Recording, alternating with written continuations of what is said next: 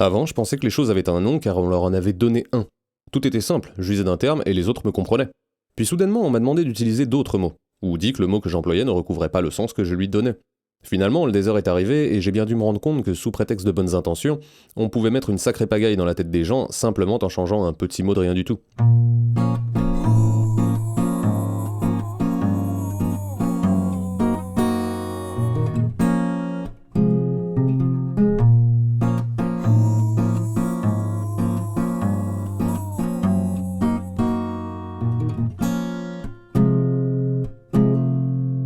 Mais le ou la novlangue, qu'est-ce en définitive? Le langage écrit et parlé est un hypervéhicule de communication. Le novlangue est un véhicule parmi celui-ci.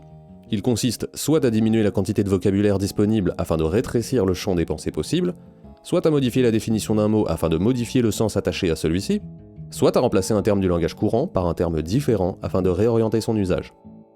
En remplaçant chômeur par à la recherche d'un emploi, on implique tacitement que toute personne qui n'en est pas pourvue est de facto à la recherche d'eux. Car d'une part, il est indispensable pour que notre système tienne que nous soyons dans cette posture, et d'autre part, cela permet de détacher le fantôme du chômeur assisté de l'individu qui, s'il est en recherche, est déjà sur le chemin de la rémission de cette situation honteuse et purulente qu'est l'inactivité. On perçoit immédiatement le parti pris idéologique qui est véhiculé par cette modification syntaxique, mais également la tentative d'apaisement sous-tendue par cet adoucissement euphémique. Cela dit, entrons dans le vif, pourquoi à la recherche d'un emploi à la place de chômeur est du dégoûtant novlangue, alors que senior à la place de vieux est une gracieuse formule d'évitement? En quoi est-ce qu'une partie du vocabulaire, minorité au lieu d'une couleur ou malentendant au lieu de sourd, serait des marques de non-discrimination, alors qu'ils signifient exactement la même chose, simplement avec un terme différent? Pour le coup, black à la place de noir est à se gondoler. On prend un terme anglais afin de se décharger du fait de nommer quelqu'un par sa couleur de peau, voire même pour lui ajouter un air de cool et donc donner un caractère quasi-mélioratif à un terme purement descriptif. Un exemple amusant de novlangue m'a interpellé dans le film Ocean's 11. À un moment précis du plan des cambrioleurs, un personnage doit créer une dispute volontaire avec un autre personnage, qui se trouve être noir. Dans la version française, que j'ai vue d'abord, on a donc cette esclandre déclenchée par le premier, qualifiant le second de nègre, ce qui l'énerve à juste titre. Quelle ne fut pas ma surprise quand j'ai revu le film en version originale et que j'ai constaté dans celui-ci, il avait suffi d'un colored pour créer cette situation. Pas du terrible N-word, ni même de black, simplement colored. Mais aux États-Unis, pour lutter contre l'essentialisation, il est très mal vu de distinguer une personne en disant qu'elle est une colored people. Il fut une tentative de remplacer ce genre de terme par non-white people, mais cela mettait l'emphase sur la négation d'un caractère au lieu de la particularité du signifié. Comparablement dans la négation, nous avons le cas édifiant du terme non-voyant remplaçant aveugle. En quoi est-ce que souligner une déficience, non-voyant donc il n'est pas voyant, serait une périphrase euphémisante? Cela, une fois de plus, pointe un défaut comme hors de la normalité. Pas de problème, on lui substitue un autre terme, malvoyant. Ai-je vraiment besoin de terminer ce développé? Il voit pas mal, il voit rien, il est aveugle. Alors, cela signifie-t-il que nous ne pouvons plus appeler un aveugle ou un noir? Leur condition serait à proscrire, même quand elle n'est que descriptive?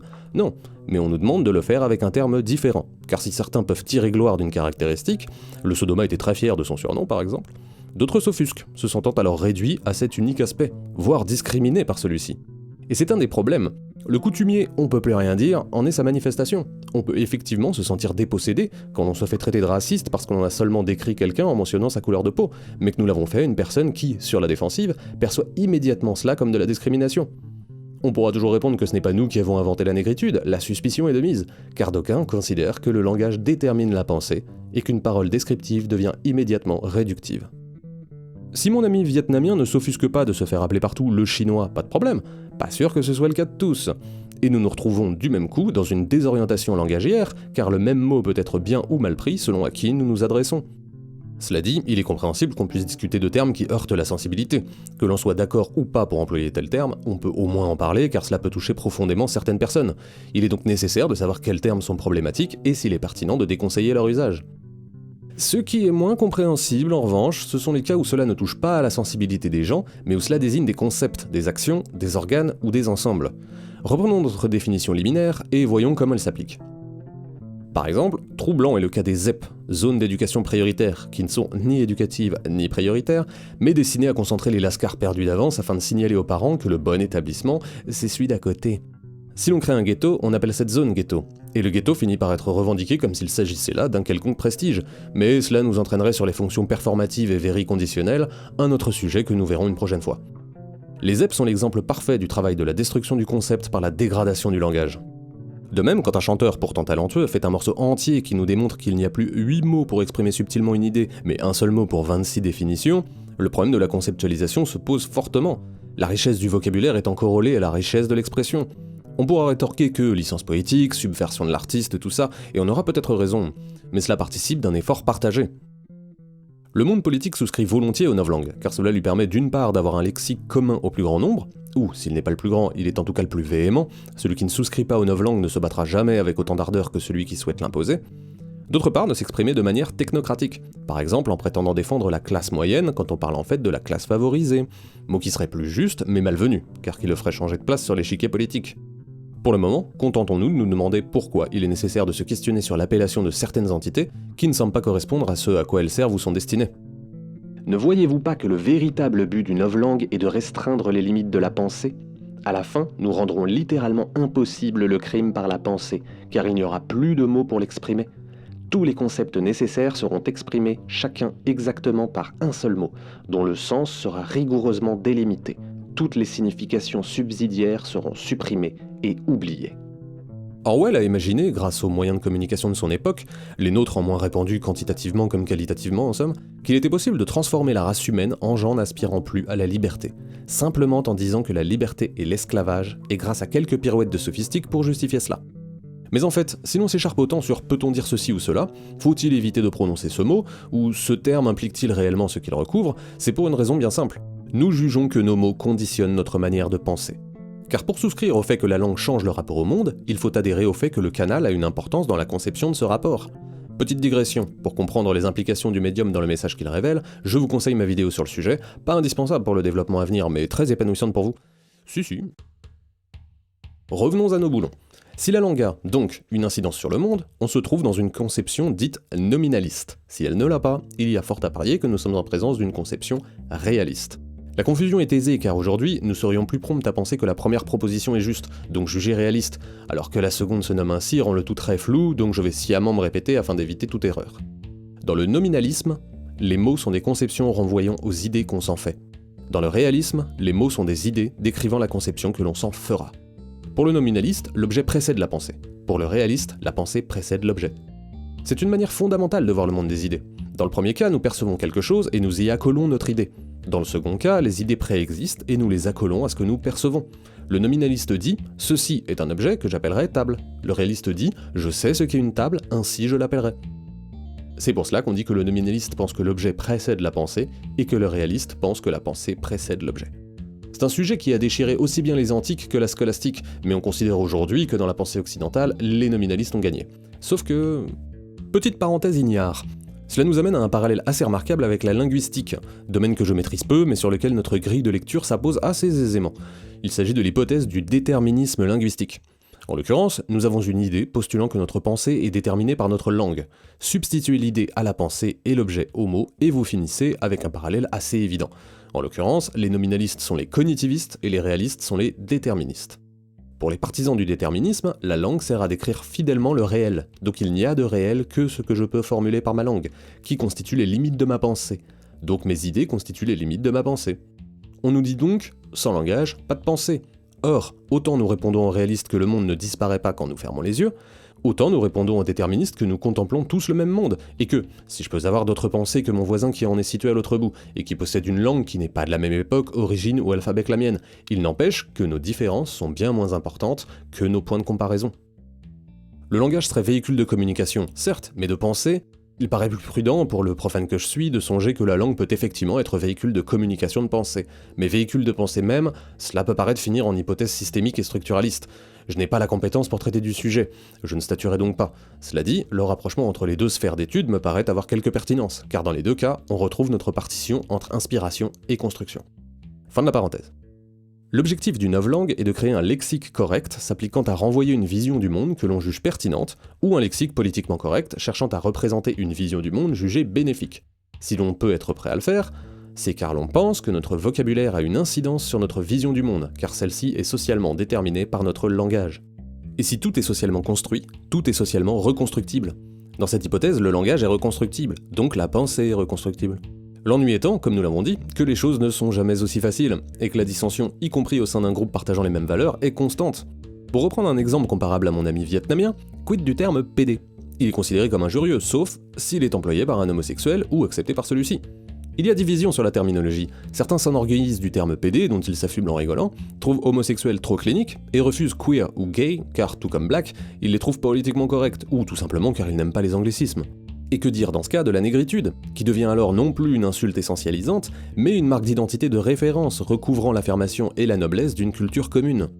Une fois de plus, tout ne passe pas uniquement par l'émetteur et le récepteur, mais également par ce que chacun des deux met sur le mot qui sert de canal, à un endroit et à un moment déterminé, car évidemment la signification accolée à PD ou à nègre a changé.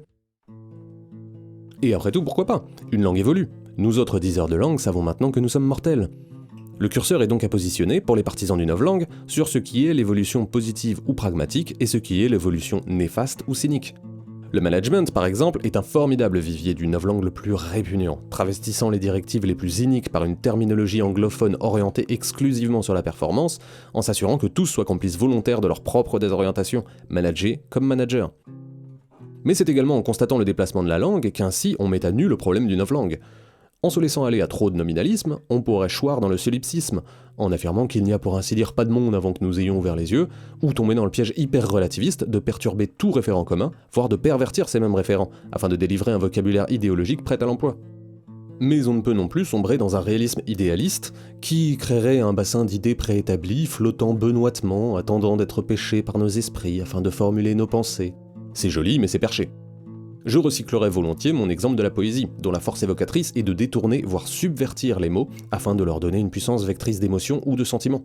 Car enfin, les mots ne sont pas identiquement partagés par les divers interlocuteurs.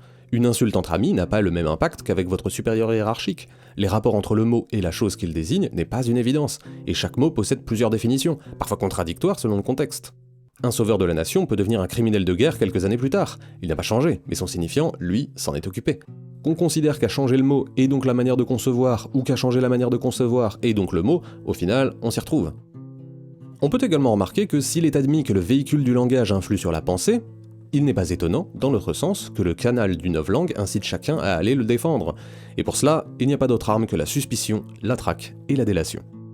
Je suis en position de défense face à ce que je juge être une pensée néfaste, je la cherche et au bout d'un moment la trouve partout. Je m'assure que le message soit exhibé avec publicité afin que chacun profite du fait qu'un tel a fauté. Telle est la présumée police de la pensée. Car cette formation du novlangue comme pensée juste est une entreprise totalitaire qui s'ignore. Ayant l'impression de réaliser un monde pacifié qui, ayant nié le mot, aura nié le concept, alors qu'il se situe exactement à l'inverse de ce qu'Orwell appelait de ses vœux, la décence commune, qui ne demandait à museler personne, encore moins à livrer à l'opprobre au public, mais à écouter son évaluation morale, à trouver du simple et de l'honnête en tout et non partout, comme on aimerait faire dire en pensant que, si l'on n'a plus de grande figure pour montrer la voie, tous nous pourrions alors choisir, chacun, notre petite croisade personnelle que nous pourrons livrer, justement avec grande indécence, sur la place publique ou les réseaux sociaux.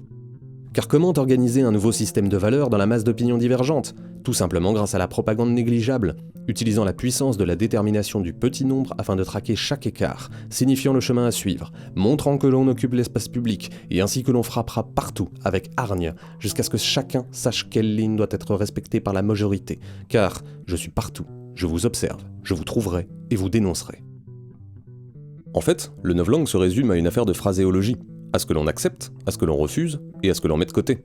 Nos visions et nos grammaires ne déterminent pas nos horizons physiques et mentaux en décuplant ou orientant nos pensées. Elles peuvent en revanche nous aider à les exprimer. Que l'idée précède l'objet ou que la langue forme la pensée, après tout peu importe. L'essentiel est ce que nous faisons de la liberté qui nous est accordée de pouvoir formuler ces pensées, conditionnées ou non. Disposer de plus de mots ne nous rend pas plus intelligents, mais permet de rendre compte de plus de nuances. La quantité peut impliquer la capacité sans pour autant être vectrice de valeur. Le fait est qu'il ne faut pas confondre le novlangue du papier avec le novlangue du quotidien, et que curieusement, on l'accepte mais de manière partielle seulement, et on reconnaît ses effets en oubliant qu'il porte les germes de sa propre contradiction, car d'une, nous en parlons actuellement, de deux, nous sommes capables d'en parler tout court.